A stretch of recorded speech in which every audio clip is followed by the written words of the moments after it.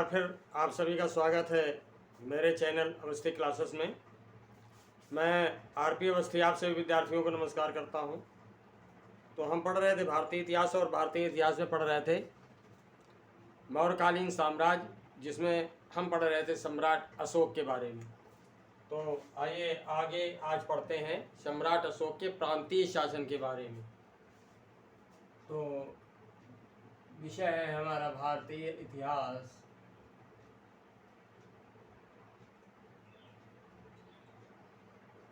सम्राट अशोक और अशोक के प्रांतीय शासन के बारे में आज हम पढ़ेंगे। प्रांतीय शासन। तो इस समय जो है प्रांतीय शासन व्यवस्था, ये शासन की सबसे बड़ी व्यवस्था थी, सबसे बड़ी इकाई के रूप में प्रचलित थी। यानी इस समय जो प्रशासनिक इकाई थी, प्रशासनिक इकाई के रूप में जो प्रांत थे, यानी प्रांत सबसे बड़ी प्रशासनिक इकाई माने जाते थे। प्रांत सबसे बड़ी प्रशासनिक इकाई के रूप में प्रचलित थे। समझ में आया? प्रांत जो है सबसे बड़ी प्रशासनिक इकाई के रूप में प्रचलित थे। प्रांत सबसे बड़ी प्रशासनिक इकाई के रूप में प्रचलित थे।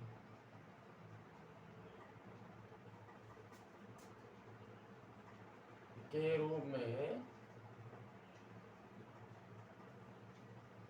प्रचलित थे। समझ रहे होंगे? तो जो सबसे बड़ी इकाई थी प्रशासन की, जो सबसे बड़ी इकाई थी वो प्रांत थे। और अशोक ने विशाल मौर्य साम्राज्य को प्रशासन की सुविधा से अनेक भागों में बांट रखा था। यानी अशोक ने अपने शासन को प्रशासन चलाने की सुविधा के लिए अनेक प्रांतों में बांट रखा था। प्रांतों की संख्या 5 थी। प्रांतों की संख्या 5 थी। इन्हें चक भी कहा जाता था। यानी प्रांतों को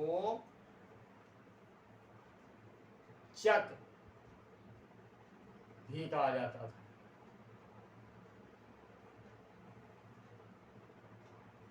प्रांतों को चक भी कहा जाता था। पूछा जाता है परीक्षाओं कि अशोक की प्रशासनिक इकाई के रूप में प्रचलित प्रांत को कहा जाता था, ठीक? और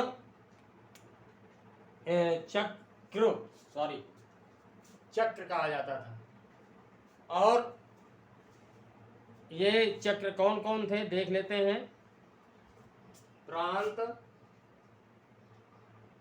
और राजधानी। उस समय जो इनके 5 प्रांत थे समस्त भारत में, समस्त भारत के भूभाग में जो विशाल प्रांत थे वो कौन कौन से थे? पहला है उत्तरापथ। पहला है उत्तरापथ। इसकी जो राजधानी थी वो तक्षशिला थी। तक्षशिला।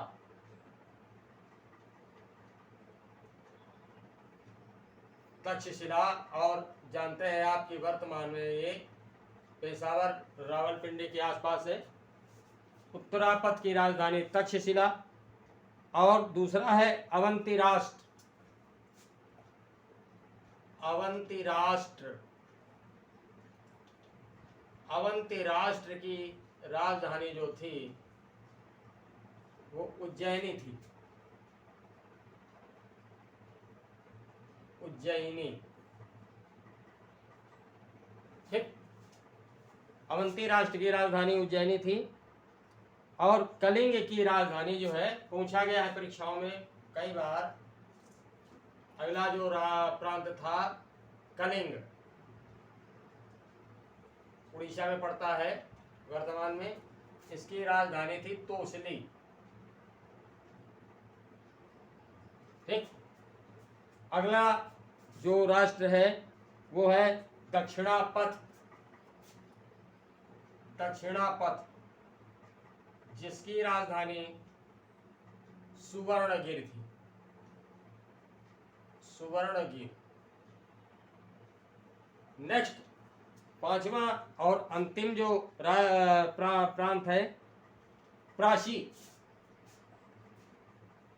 प्राची, प्राची का अर्थ है पूर्वी प्रदेश। पूर्वी प्रदेश। ठीक। और पूर्वी प्रदेश यानी जो प्राची थी, इसकी राजधानी थी पाटलिपुत्र। पटना जो वर्तमान में है पाटलिपुत्र। तो इस प्रकार समस्त राष्ट्र, इतना विशाल राष्ट्र जो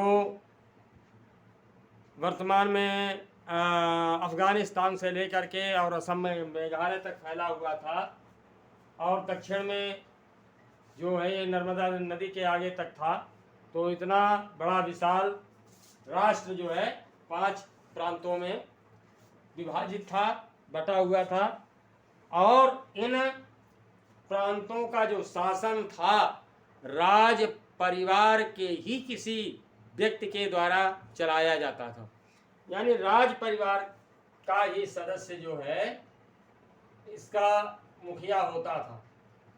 राजा के परिवार का ही व्यक्ति जो है मुखिया होता था, उसी के द्वारा जो है प्रांतों का शासन संचालित किया जाता था। और अशोक के अभिलेखों में इन शासन संचालित करने वालों को कुमार या आर्यपुत्र कहा गया है। राज परिवार के जो भी व्यक्ति इन प्रांतों का शासन संचालित करते थे, चलाते थे, इनको कुमार या आर्यपुत्र कहा गया है। आर्यपुत्र। ठीक। इन शासन चलाने वालों का को जो प्रांतों का शासन चलाते थे, इन्हें कुमार या आर्यपुत्र के नाम से जाना जाता था। अभिलेखों में इन्हें आर्यपुत्र या कुमार कहा गया है। जिले का प्रशासन स्थानिक के हाथों में रहता था। जो जनपद होता था, जिला, जिले का प्रशासन जो है, जैसे वर्तमान में कलेक्टर के अधीन होता है, डीएम के अधीन होता है। तो प्रांतों को, पहली बात तो यह है कि प्रांतों को आहार या विषय में बांटा जाता था। जो प्रांत थे ये विभाजित थे आहार या विषय में। ठीक। आहार जो है, जैसे वर्तमान में प्रांत क्या होता है कि जनपदों में विभाजित होता है, उसी प्रकार से प्रांत जो है आहार या विषय में विभाजित होता था। और इनका जो आधिकारिक होता था, ठीक, तो वो विषय पद कहलाता था। अधिकारी जो है क्या कहलाता था? प्रांतों का अधिकारी या आहार, जिसे विषय प्रांत आहार या विषय में विभाजित होता था, और विषय का या आहार का अधिकारी विषय पद कहलाता था। यानी आहार या विषय पद के अधीन होते थे। साथ ही साथ जिले का प्रशासन स्थानिक के हाथों में रहता था। जिले का प्रशासन किसके हाथों में रहता था? स्थानिक। जिले का प्रशासन स्थानिक के अधीन होता था, स्थानिक के द्वारा संचालित किया जाता था। और ये जो है स्थानिक समाहर्ता के नीचे काम करते थे।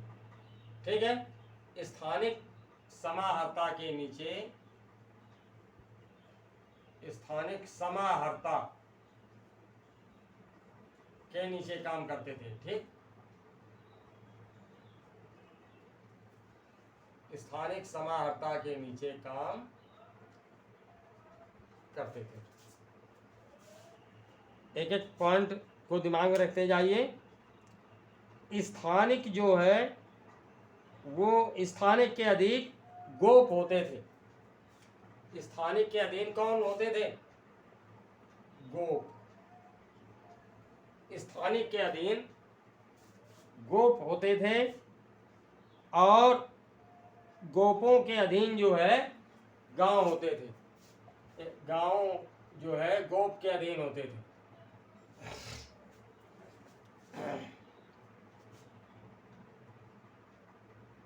प्रदेश का कार्य स्थानीय गोप एवं ग्राम अधिकारी कार्यों की जांच करना था। यानी स्थानीय गोप और ग्राम अधिकारी, स्थानीय गोप और ग्राम अधिकारी, इन अधिकारियों की जांच करने का जो दायित्व था वो स्थानिक के अधीन होता था। ठीक, स्थानिक जो है इनके कार्यों की जांच करता था। तो आप देख रहे हैं तत्कालीन प्रशासनिक संचालन। प्रशासन की सबसे छोटी इकाई ग्राम थी। मौर्य साम्राज्य में प्रशासन की सबसे छोटी इकाई गांव थी और गांव के मुखिया को ग्रामिक कहा जाता था। प्रशासन की सबसे छोटी इकाई गांव थी और गांव के मुखिया को ग्रामिक कहा जाता था, जैसे वर्तमान में ग्राम प्रधान कहते हैं। ठीक है, तो उस समय ग्रामिक कहा जाता था। और मेगस्थनीज का कहना है कि नगर का प्रशासन एक मंडल करता था। नगर का जो बड़े नगर थे उनका प्रशासन जो है मंडल देखता था और मंडल में 30 सदस्य होते थे। ठीक, जैसे वर्तमान में म्यूनिसिपल बोर्ड होते हैं और म्यूनिसिपल बोर्ड में जो है अलग अलग पूरा म्यूनिसिपल बोर्ड वार्डों में विभाजित रहता है। नगर पंचायत और नगर पंचायत परिषद जो होती है तो उसमें वार्डों के हिसाब से सदस्य होते हैं। उसी तरह से उस समय ये प्रशासन, नगर का प्रशासन मंडल के अधीन होता था और मंडल में 30 सदस्य होते थे और ये मंडल 6 समितियों में विभाजित होते थे। ये मंडल जो है 6 समितियों में विभाजित होते थे, यानी 6 समितियां थीं और आप देख सकते हैं कि प्रत्येक समिति में 5 सदस्य होते थे। प्रत्येक समिति में जब 5 सदस्य होंगे तो 5 × 6, तो टोटल सदस्यों की संख्या जो है ये 30 हो जाती थी। समझ गए होंगे। तो अब देखते हैं कि समितियां कौन कौन सी थी। समितियां कौन कौन सी थी और उनका कार्य क्या था। तो अभी अभी आपने देखा कि 6 समितियां होती थी। तो समितियां यूं देख सकते हैं, समिति और कार्य। अभी आपने देखा कि 6 समितियां होती थी, तो प्रत्येक समिति का कार्य क्या होता था। प्रथम समिति अब इसका कार्य क्या था। उद्योग एवं शिल्प निरीक्षण। उस समय जो भी उद्योग लगे होते थे, कुटीर उद्योग और या जो शिल्प कार्य होते थे, जैसे दस्तकारी है, बढ़ई का काम है, लुहार का काम है, पॉटरिंग का काम है यानी कुम्हार का काम है। तो ये जो छोटे छोटे शिल्प थे इनका निरीक्षण। और द्वितीय समिति जो है इसे नागरकाय कहा जाता था। द्वितीय समिति, ठीक, द्वितीय समिति इसे नागरकाय कहा जाता था। नागरकाय ये विदेशियों की जो है देख रेख करती थी। विदेशियों की देखरेख, विदेशियों की देखरेख करती थी नागरकाय। और जो तृतीय समिति होती थी ये गोप के अधीन, तृतीय समिति, तृतीय समिति यह जन्म मृत्यु का विवरण रखती थी। ठीक, जन्म मृत्यु का विवरण रखती थी, जन्म मरण का विवरण, लोग यानी लोगों के जन्म और मृत्यु का विवरण रखती थी, जैसे वर्तमान में भी होता है। गांव में जो है ये आंगनवाड़ी कार्यकर्त्रियाँ होती हैं या और अधिकारी नियुक्त होते हैं, वो जो है इसका डाटा रखते हैं। और जो चतुर्थ समिति होती थी, चतुर्थ समिति, ये व्यापार की देखरेख करती थी, व्यापार एवं वाणिज्य की देखभाल, व्यापार एवं वाणिज्य की देखभाल। ठीक, चतुर्थ समिति जो है व्यापार एवं वाणिज्य की देखभाल करती थी। पांचवी जो समिति थी, पंचम समिति, पंचम समिति, ये निर्मित जो वस्तुएं बनी होती थी, निर्मित वस्तुओं का विक्रय, निर्मित वस्तुओं का विक्रय करती थी, जो लोगों के द्वारा या शिल्पकारियों के द्वारा, उद्योग चलाने वालों के द्वारा निर्माण कार्य किया जाता था, जो प्रोडक्शन होता था तो उनका निरीक्षण करता था। निर्मित वस्तुओं का के विक्रय का निरीक्षण, के विक्रय का निरीक्षण, विक्रय के निरीक्षण का कार्य करती थी। बेचे जाने के का कार्य जो किया जाता था वस्तुओं के, उसका निरीक्षण करती थी। और जो छठी समिति होती थी स्थानिक के अधीन, छठवीं समिति ये होती थी स्थानिक के अधीन। तो स्थानीय के अधीन चलने वाली समिति का काम था विक्रय कर की वसूली, विक्रय कर की वसूली। तो इस तरह से आप देख रहे हैं कि नगर का प्रशासन जो है 6 समितियों के अधीन चलाया जाता था। और ये 6 समितियां इस प्रकार से जो है कार्य करते थे। आगे जो है जो अब हम देखेंगे तो ये हो गया प्रांतीय प्रशासन। और नेक्स्ट लेक्चर में हम पढ़ेंगे सैन्य व्यवस्था के बारे में। सम्राट अशोक की सैन्य व्यवस्था क्या थी, सेना का संचालन कैसे होता था। तो नेक्स्ट लेक्चर में मेरी फिर आपसे मुलाकात होगी, तब तक के लिए नमस्कार।